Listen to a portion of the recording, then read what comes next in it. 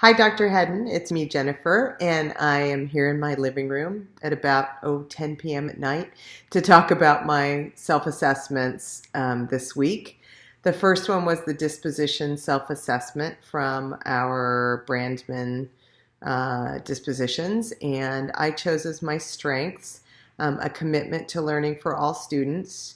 And I learned that through my teaching experience. I've worked in a lot of different places, but started out in LA Unified in the city of San Fernando, worked in general ed in a pretty poor neighborhood, which was totally a shock for me and something completely new. I had come from a little town near Santa Barbara and had no experience working with anybody that didn't look like me.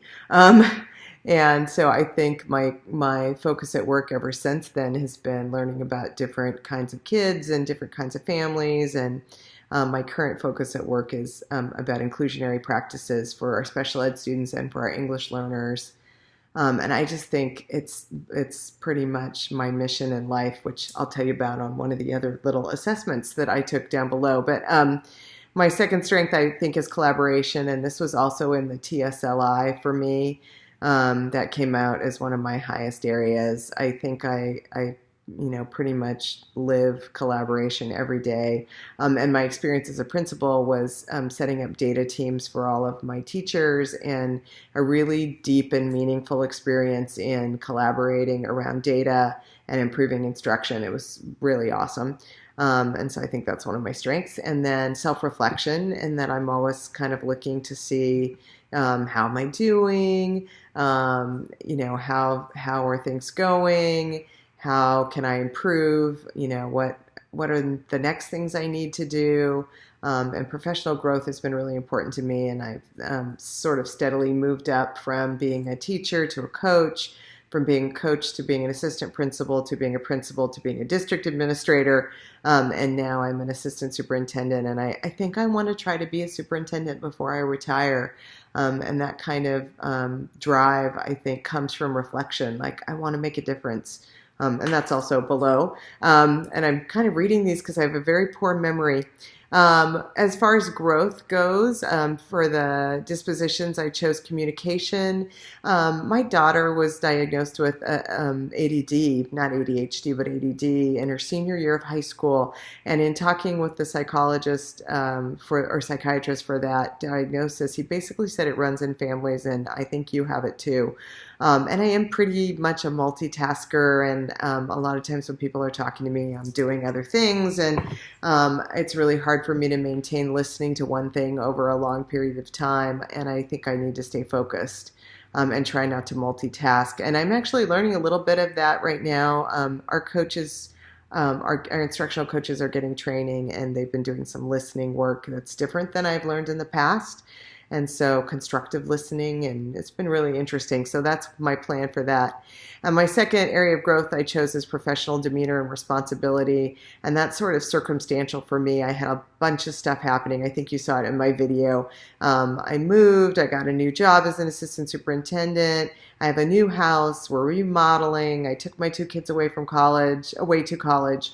And so there's been a lot happening, and I mean, I feel pretty calm in the middle, but I also have learned this mindfulness thing through a colleague at work that's been coming doing some training. So I'm trying every night before I go to bed. We actually have a jacuzzi, which is really lucky. And every night I go and I just sit and just think and breathe and try to kind of get my head back together and try to get a good night's sleep. That's my plan for that. My transformational leadership skills inventory, my highest areas were collaboration and creativity, diversity, and interpersonal skills.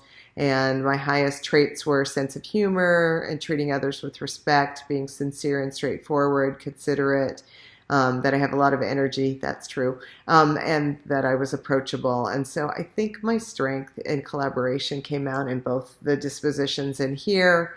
And that is a really important thing in my work that I like to do. And it was in my family also. I like to do things with people, and I like to accomplish things, and collaboration and teamwork is my favorite way to work. My weaknesses came out political intelligence, which is kind of funny because when I was 12, I wanted to be a politician. But I think it's because I'm not as organized about linking agendas and looking for common interests and tying things together, and providing support for personal development as much as I am for collaborative work. And so I think that's why that came out that way. On the other assessments from the Resident Leader book, the passion that I have for education and opportunity for kids is really big. And in my district previous to this, there was a lot of board dissent over whether or not all kids could really be college bound. And that is something I'm not going to give up on. My parents didn't go to college. My dad attended a little bit, but neither one of them graduated from college, and my grandparents did not graduate from high school. So when I look out there at all the kids that I work for, and the teachers that I work with, it's just imperative that college is an opportunity, and not all kids are going to take it, but that all kids need to have the opportunity to take that chance of going to college if they want to. And even I know from experience, our careers that we're sending our kids off to are technical enough to require college level skills when they graduate from high school. So, and my passion is, learning. When teachers are learning and excited about what they're doing with their students, and when they get really passionate about something they tried in their classroom, when they fail and then they try something again and it works, or when they ask me for advice and we figure out something together, that makes me really excited. That's my passion. And it is just multiplied when the kids get into something. I have a friend who decided that joy was the focus of her classroom instruction for the last year, and so everything she did, she tried to infuse joy, and I just think that's kind of awesome. She's kind of my hero. And her third graders got to do a safari. She set up her desks as Jeeps, and and to see those kids walk into that classroom that looked like they were going on safari in Jeeps instead of at their desks. I mean, how could you not be excited about that? That's my passion. I think that learning should be joyful, and when it is, that makes me really, really happy. And that brings me to my noble purpose, and I am trying to get this doctorate. I went to school, got my master's straight through. I got my 4-year degree and my teaching credential, got my master's, and I wanted to go straight through and get a doctorate, and one of my advisors talked me out of it. And I actually thought until this year that I might never do that. And I only have about 6 to 8 years left to work before I retire. And I was wondering whether or not I was going to actually step forward and do this. And I decided to take the leap. And so that my noble purpose is to do that because I think learning is that important. And I want to be an example for my kids. I want to be somebody who doesn't stop learning until the day I drop.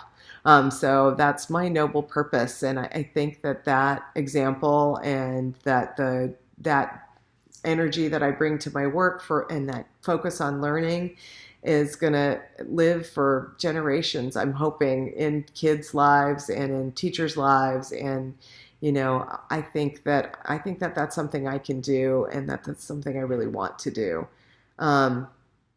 And so I think that is my 5th one. I believe it is.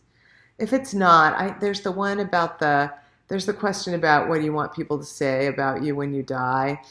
That's a hard one for me, but I did want to say it. I hope that when I go, that the people around me go, she had a zest for learning and for life, and had a curiosity and never stopped going again until the day that I drop. And so that's my assessment. I hope you're doing well and hope you enjoy this video. It sounds like you have a lot of videos to watch, so I'll let you go and I'm going to bed. Good night.